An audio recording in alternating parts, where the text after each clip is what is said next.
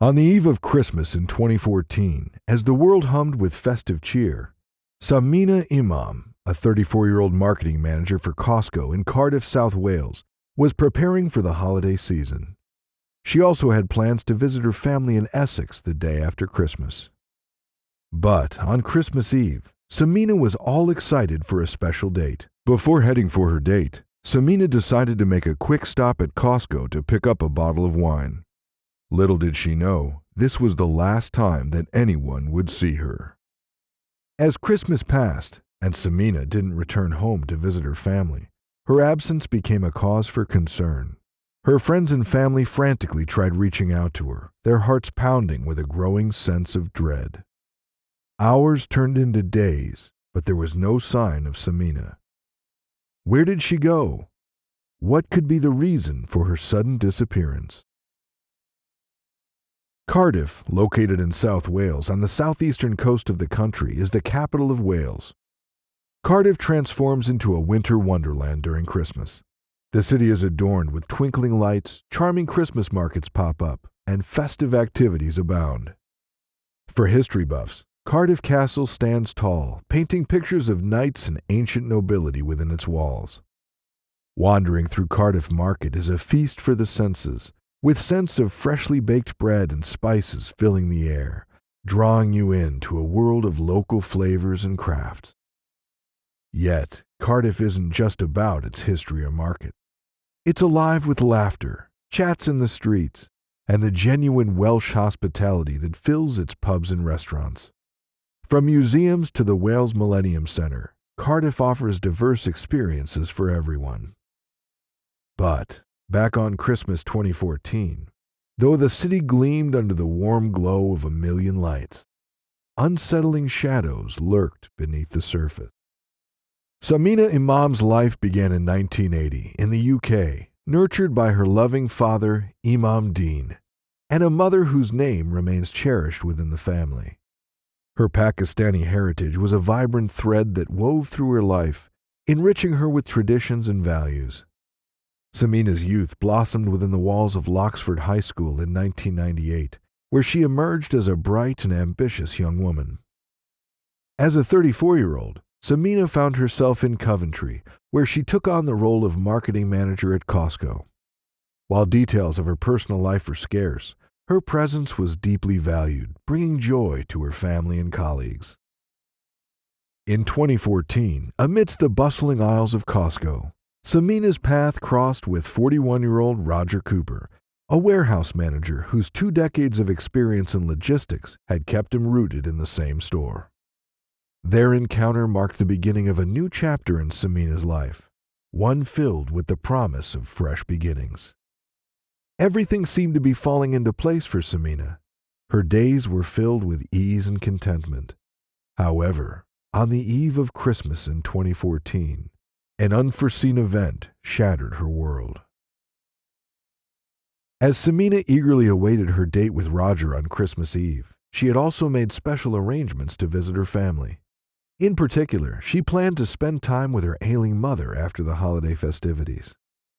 On the eve of Christmas 2014, Roger pledged to spend the holidays with Sameena, leading her to book a lavish 2-night stay at the Malmaison Hotel in Birmingham.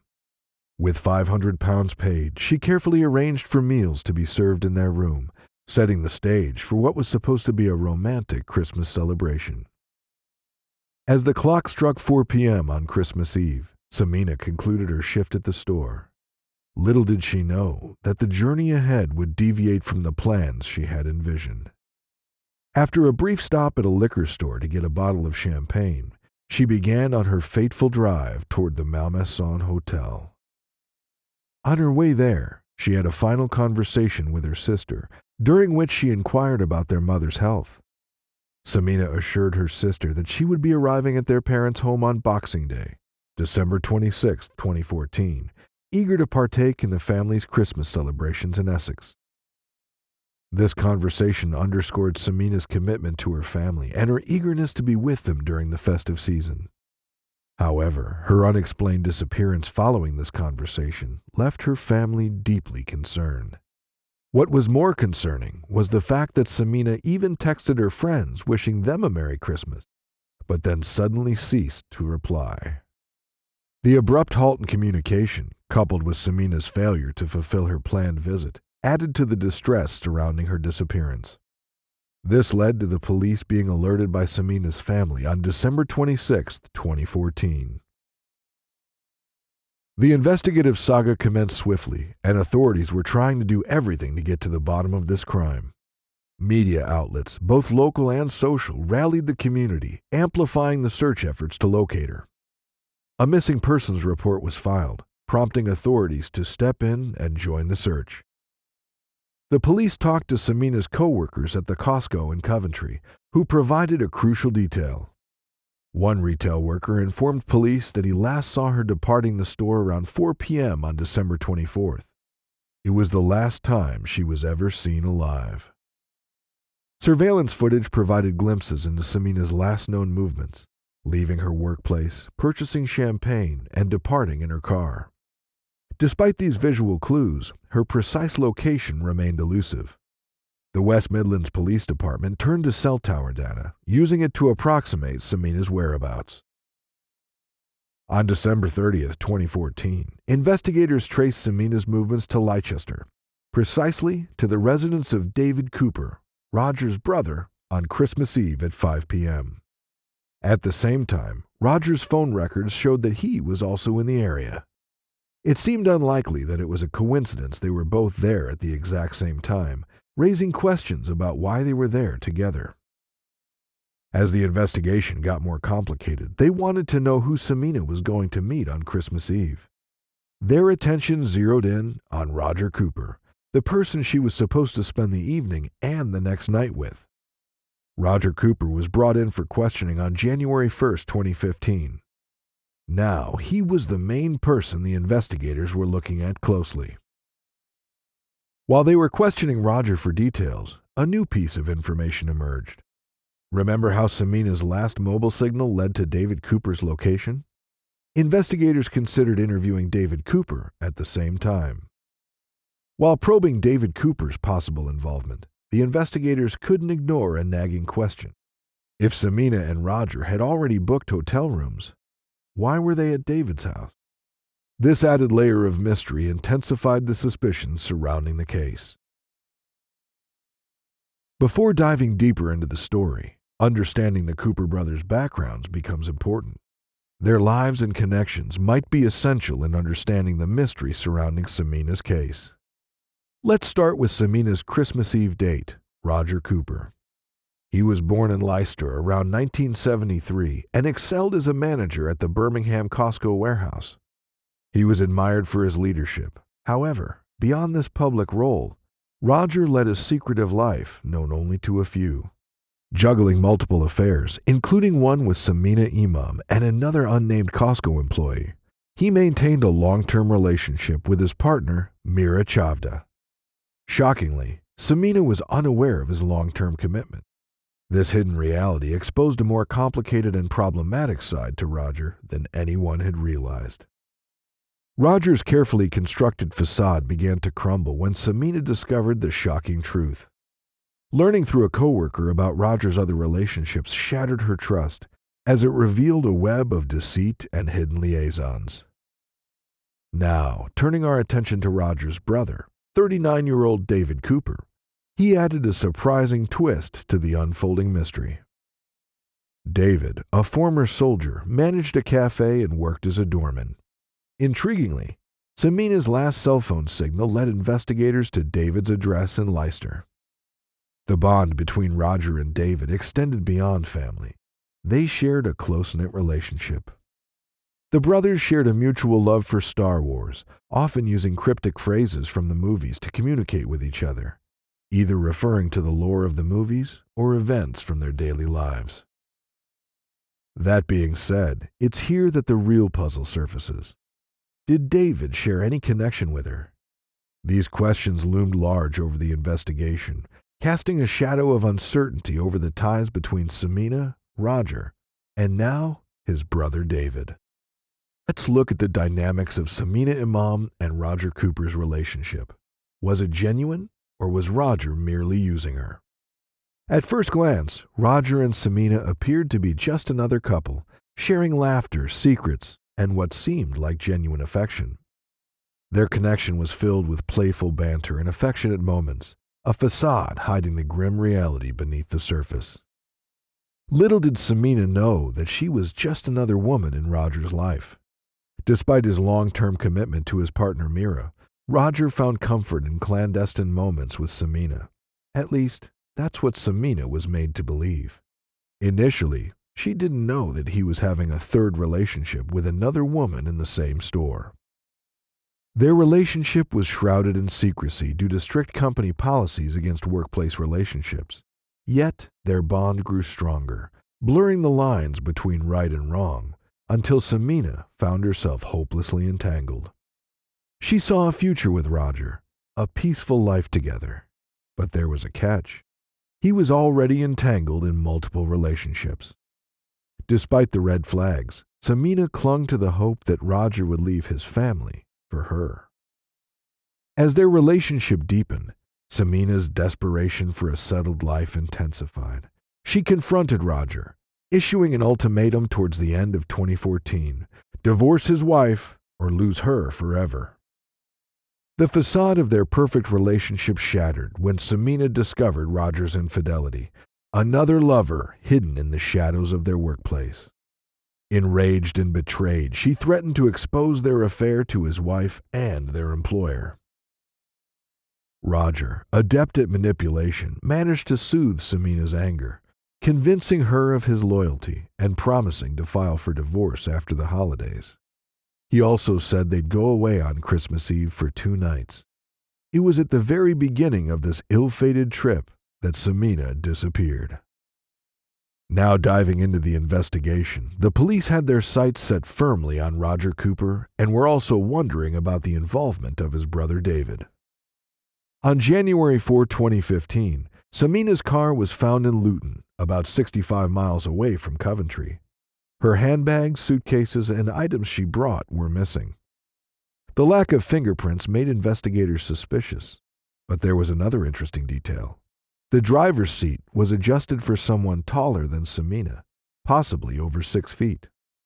This suggested that someone else used the car after her shopping trip. Additional evidence that the police found that pointed their suspicions towards the brothers involved multiple automatic number plate recognition hits, tracking their vehicles between Coventry and Leicester. A Bellini bottle, purchased by Miss Imam on Christmas Eve in Coventry, was discovered in David's home fridge. While Roger was Sameena's date, the presence of the bottle in David's house raises the question: how did the bottle end up at David's house? These details added complexity to the investigation.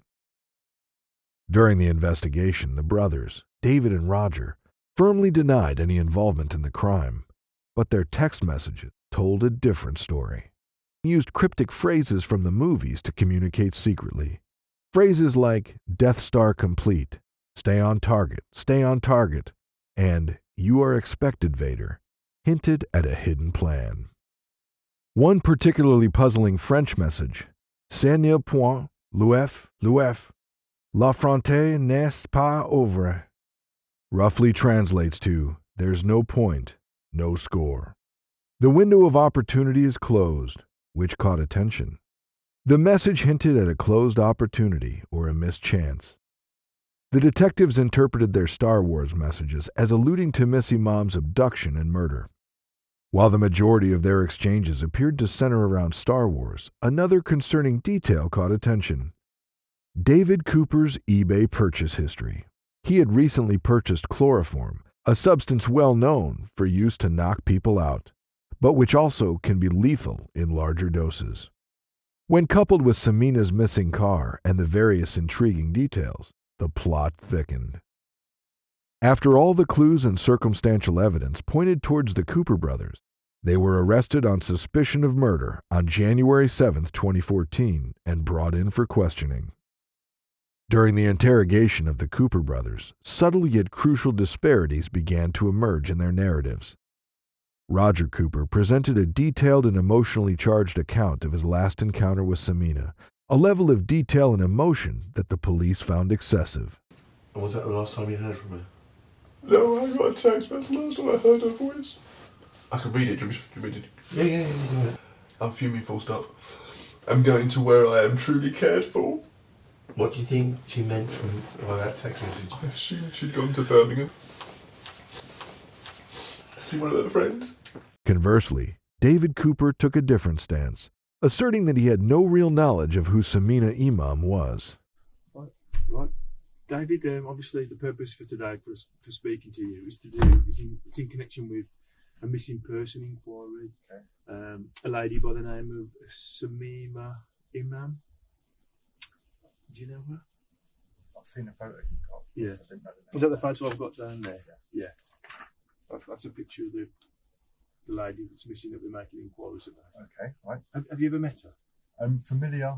I've met twice someone who looked like that. Yeah. And do you know her by that name? No, I never knew her name. No. Did you know her by any name? No. No. And can you tell me what you know about her? She works with my brother. Yeah. I know. Yeah. Is that the best way to say that? Oh, they were in a relationship. No, I wouldn't get that far. So, Why would you not get that far? because he was in a relationship with this girl. Oh, so yeah. So Am I right in thinking that you met her on 2 occasions? Yeah. When was the first one? I don't know which came first. I've seen her in the warehouse working. Which one? Costco's Coventry when I went to see my brother once. Yeah. She was there. Yeah. Did you talk to her? No. What they were doing wasn't on the radar. Yeah. So, and then and you were aware of that at the time? I would have been. So that must be the second time. So she's been. He took her for a meal at a restaurant. Yeah. Were you aware that he was seeing her before he came to the restaurant? No. So that was that the first time then you'd ever seen or heard anything about her? He might have mentioned.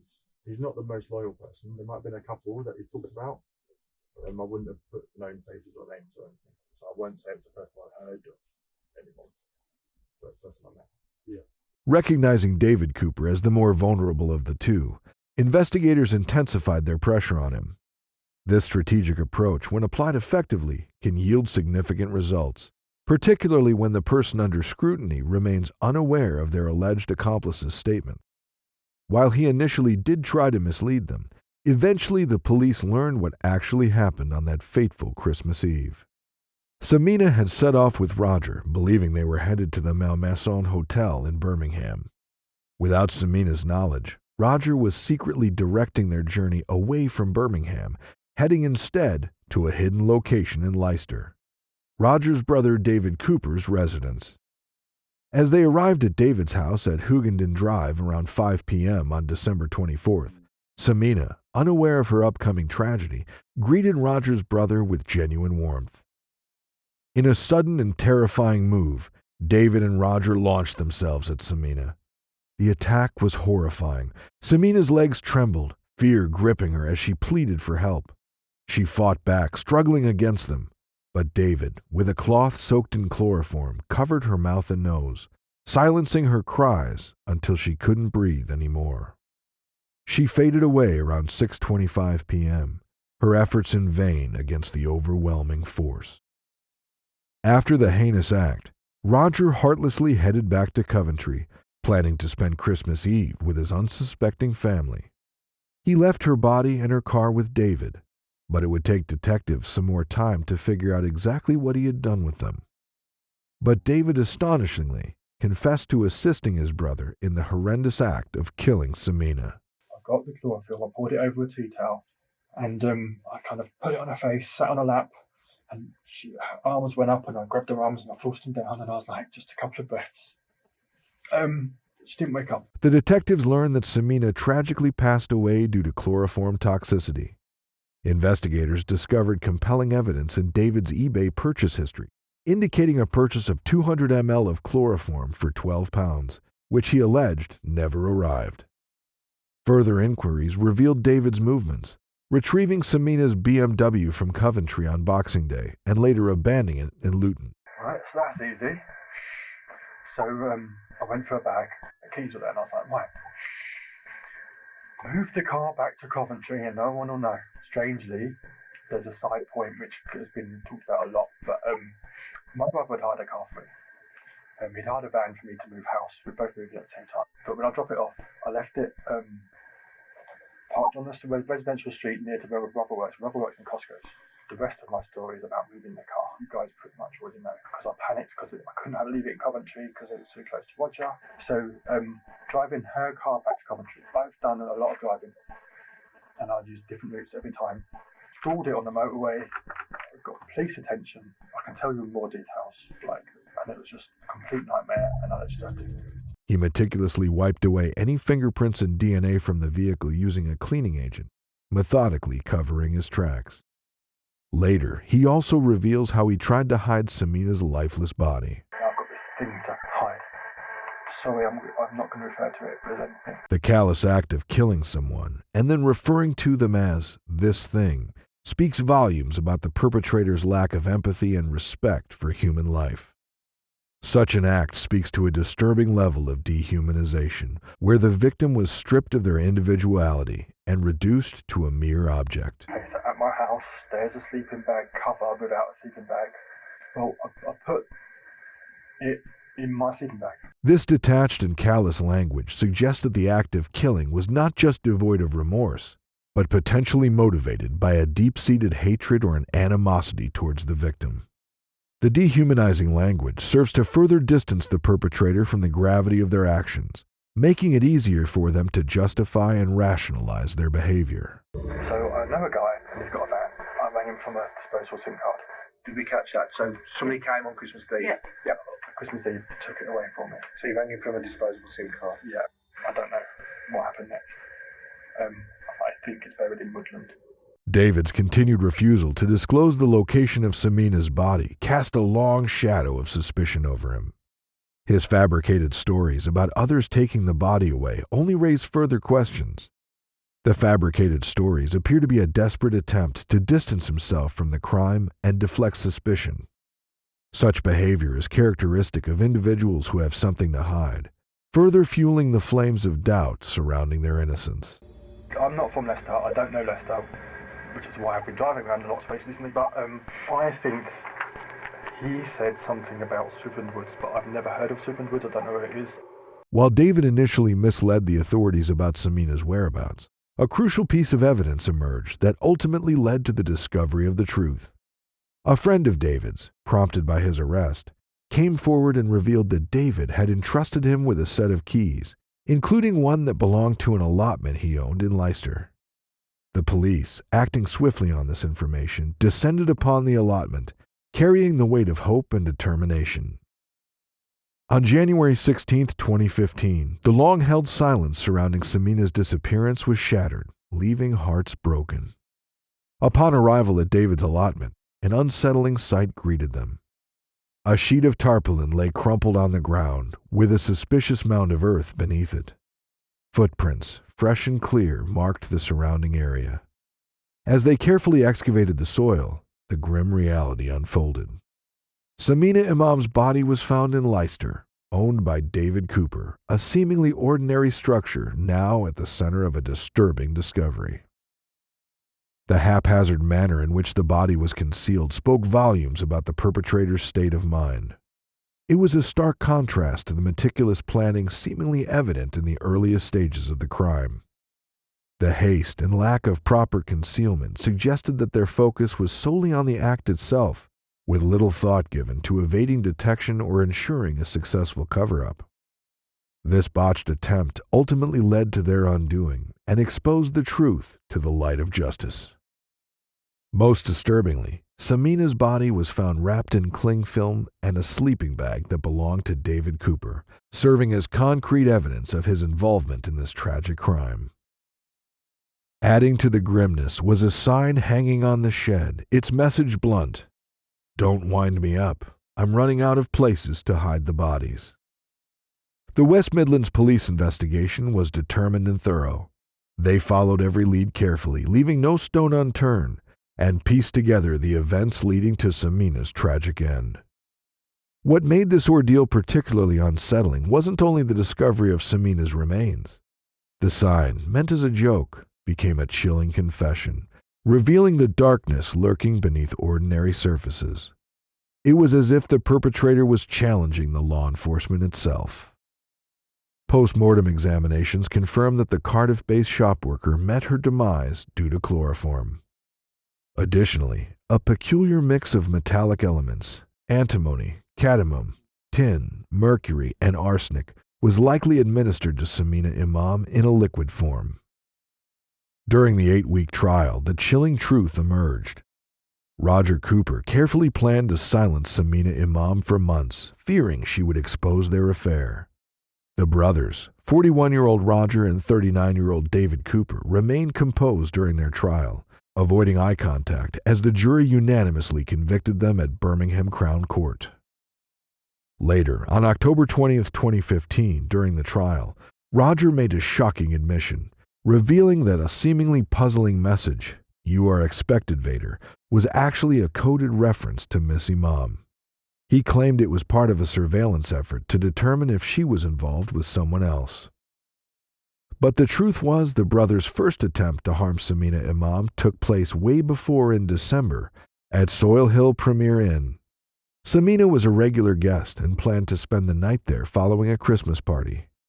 Under the guise of a surprise, Roger had instructed Sameena to meet him at the hotel, claiming to have booked a room for them.